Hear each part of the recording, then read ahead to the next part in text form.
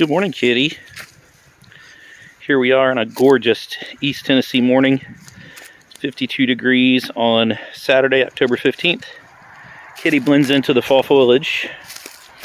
And I think the low last night was just 51. Got to 39 the other evening. But the dogs and I are walking. My time here is coming to a close. For my previous entries, my aunt passed away, and everyone's just in shock who didn't know about it because my uncle's the one that had been sick, and then she fell ill so quickly in April with cancer. And it's just been a whirlwind and been very emotional, and I've been trying to take care of everything as much as I could along the way. And as it often goes, much has been taken for granted, and I just haven't been able to do enough right, I feel like, and really have felt like no part of this except just the caregiver, when really my aunt was my best friend. And as she went downhill, unfortunately, some of her family could have spent a lot more time with it than they did, but I am just thankful and blessed the time that I had. So we're here. Come on, guys. Let's go this way.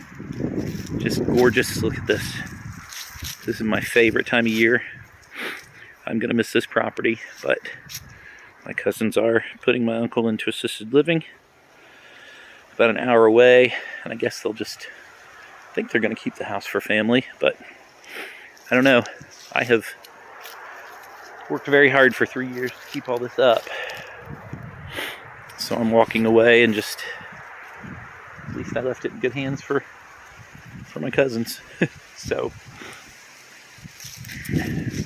just time to move on. I think I'm going to work for a few years, and then my 2-year goal is to be somewhere starting a small nonprofit humanitarian organization, possibly Puerto Rico, because that's still helping Americans, and they need it after Hurricane Ian, which wasn't as bad as Maria, but it still tore apart the south part of the island. And I just really want to get back into humanitarian work after all my travels and working or volunteering overseas and whatnot, but I'm just praying for God, for guidance, and to help me each day, because right now I'm struggling.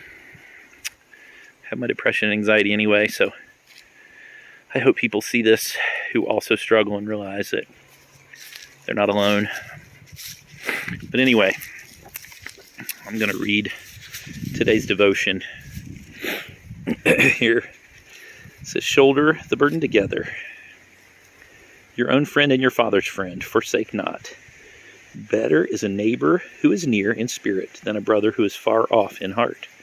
Proverbs 27:10. That's the AMP version. Come on, guys. Come on. A woman was in a serious automobile accident in a city far from home. She felt so enclosed in a cocoon of pain, she didn't realize how lonely she was until a, quote, forgotten friend in the city came to visit her. She firmly but gently said to her, "You should not be alone." Where's Kitty? There's Kitty. Come on, Kitty, Kitty, Kitty. Come on. Yesterday I found candy wrappers back here, and I just heard some people. It says walking up the hill, so I don't know if people have been on the property or not, but anyway. In the weeks that followed, the friend's advice rang in the injured woman's ears and helped her to overcome her otherwise reserved nature. When another friend called from a city several hundred miles away to say she wanted to come stay with her, the injured woman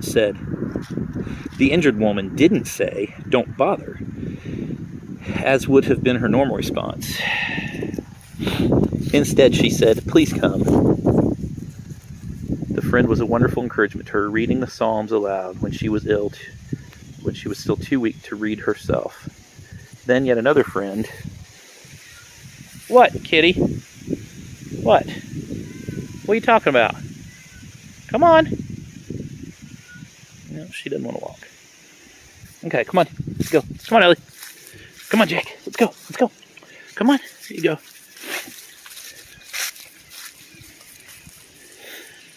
Then yet another friend offered to come and help in her recovery.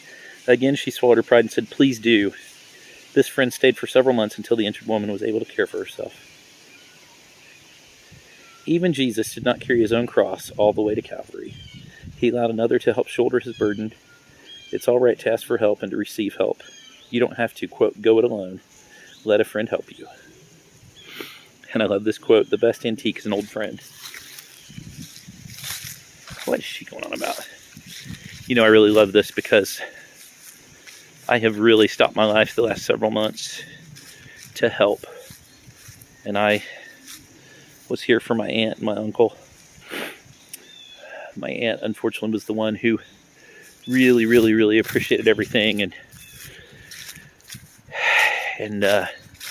she knew what it took. And she was so worried about leaving because she was worried about her uncle, or her husband and her daughters, and she said she was worried about me. I told her I'd be fine. I will make do, and I will, but it's just more big loss, and it's really crazy to move on after 3 years, but it's definitely time. So I'm trying to remember to lean on friends and family, and I know her church friends have been wonderful and said that they very much appreciated what I've done here for the family, as have some of their other friends externally. So just, we all need to remember that in this crazy world of ours, we don't have to go it alone. So with that, I'm going to go start this beautiful day. I'm taking my uncle today to the Bigfoot Festival in Crossville, Tennessee. It's a biggie. We went last year. So God bless.